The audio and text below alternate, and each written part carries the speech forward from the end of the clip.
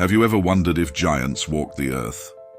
Today, we dive deep into the enigma of the Nephilim, mysterious beings mentioned in the Bible, who were said to exist before and after the Great Flood. We'll explore their origins, connection to fallen angels, and the legends surrounding their immense size and power. Stay tuned until the end to uncover shocking revelations that could change how you view these ancient giants. Don't forget to subscribe for more fascinating insights. Imagine a world filled with giant beings, their immense forms towering over the landscape, causing awe and fear wherever they went. This was the world before the great flood of Noah's time, a world where the mysterious Nephilim roamed the earth. The Nephilim were a race of giants mentioned in the Bible, who lived before the flood.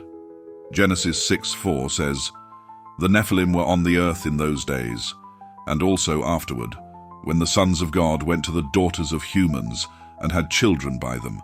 They were the heroes of old, men of renown."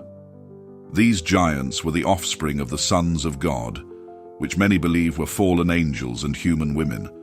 The idea of fallen angels, beings of immense power and knowledge, coming down to earth and mating with human women, is fascinating and terrifying. Imagine the implications of such unions. These fallen angels, once part of God's divine counsel, rebelled against him. Their rebellion and subsequent actions were a direct affront to God's order and creation. The children born from these unnatural unions were the Nephilim. They were described as mighty men and men of renown, known for their size and strength. Their very existence was a perversion of God's plan for humanity. They were not only physically imposing, but also wielded great influence and power. Imagine living in a time when these giants walked the earth, their presence a constant reminder of the rebellion of the fallen angels. The wickedness of humanity, combined with the corruption brought by the Nephilim, reached a point where God could no longer tolerate it.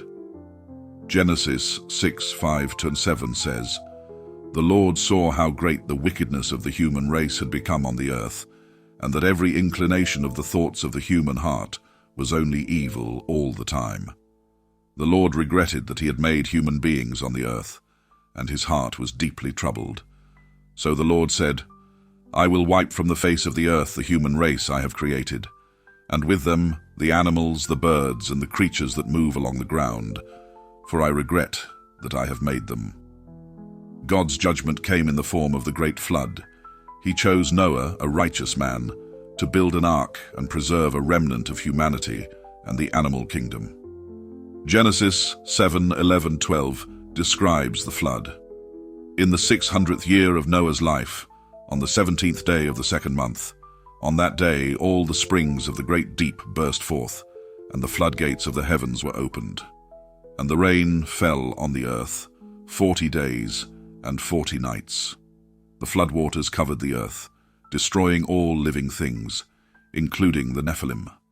This cataclysmic event was a reset for humanity, a chance to start anew without the corruption and wickedness that had plagued the pre-flood world. But what happened to the Nephilim after the flood?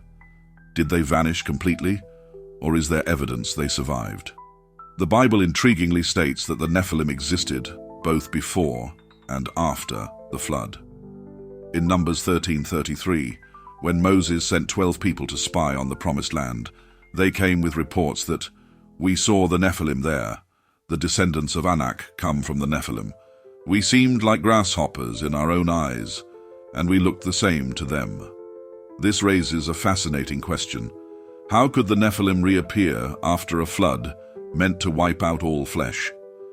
One compelling view suggests that the same event of fallen angels mating with human women happened again after the flood. These new unions could have produced more Nephilim, continuing the cycle of rebellion against God's natural order. Genesis 6:4 hints at this possibility. The Nephilim were on the earth in those days and also afterward. If fallen angels continued to defy God and mate with human women, it would explain the reappearance of the Nephilim.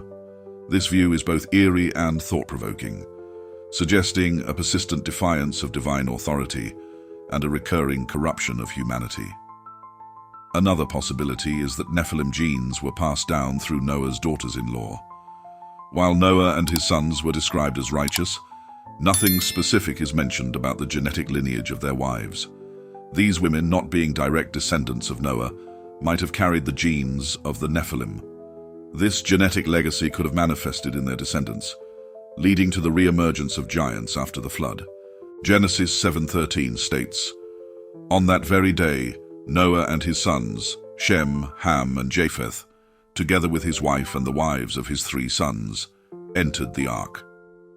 While Noah's family was chosen for their righteousness, the genetic purity of their wives remains a mystery. If these women carried Nephilim DNA, it might have been passed down to future generations, leading to the giants seen later in biblical history. The idea that the Nephilim could have reappeared through these genetic traces is both fascinating and chilling. It suggests that the influence of the fallen angels and their offspring persisted, subtly shaping the course of human history. Imagine the fear and awe of encountering these giants, remnants of a time of great wickedness and divine judgment. But the story of giants doesn't end with the Nephilim. Have you ever wondered about the Anakim and the Rephaim, later groups of giants who lived in Canaan? These formidable beings are thought to be descendants of the pre-flood Nephilim. The Anakim were a race of giants living in Canaan when the Israelites arrived to claim their promised land. Numbers 13:33 tells us about the spies Moses sent into Canaan. "We saw the Nephilim there. The descendants of Anak come from the Nephilim. We seemed like grasshoppers in our own eyes, and we looked the same to them." The sheer size and strength of the Anakim made the Israelite spies feel like mere insects in comparison. The name Anakim itself means long-necked or strong-necked, indicating their immense stature and powerful presence.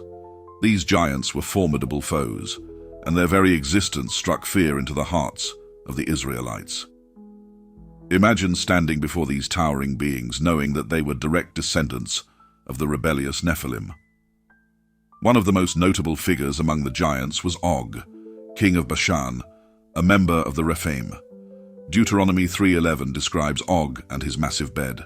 "For only Og, king of Bashan, was left of the remnant of the Rephaim. His bed was decorated with iron and was more than 9 cubits long and 4 cubits wide. It is still in Rabbah of the Ammonites." This description gives us a glimpse into the incredible size and strength of Og, a true giant among men. Og's defeat by Moses was a significant victory for the Israelites. Deuteronomy 3:3 states, "So the Lord our God also gave into our hands Og, king of Bashan, and all his army. We struck them down, leaving no survivors." This triumph was not just a military victory, but a spiritual one, demonstrating God's power over these mighty descendants of the Nephilim. The Rephaim, like the Anakim, were a group of giants known for their great size and strength.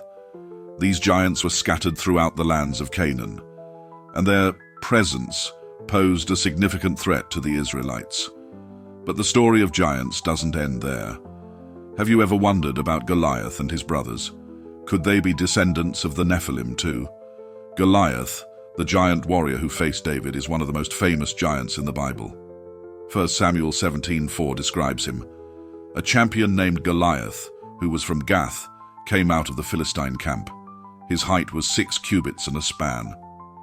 Goliath's immense size and strength made him a formidable opponent, much like the Nephilim and the giants of old. Goliath wasn't alone. He had 4 brothers, all giants from Gath. 2 Samuel 21:22 mentions these giants. These 4 were descendants of Rapha in Gath, and they fell at the hands of David and his men. These giants, like Goliath, were known for their defiance of God and his people. Goliath's challenge to the Israelites was more than a physical threat. It was a spiritual defiance. 1 Samuel 17:10 shows Goliath taunting the Israelites. "Then the Philistine said, 'This day I defy the armies of Israel. Give me a man, and let us fight each other.'" This act of defiance is reminiscent of the Nephilim's rebellion against God, when they married the daughters of men to work against God's purpose on earth.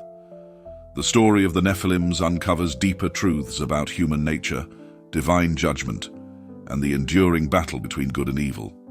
Their story is not just a tale of ancient giants, but a reflection of the ongoing spiritual warfare that shapes our world. Thank you for watching this video to the end. If you have not, kindly subscribe to this channel and share the video with others. May the good Lord bless you.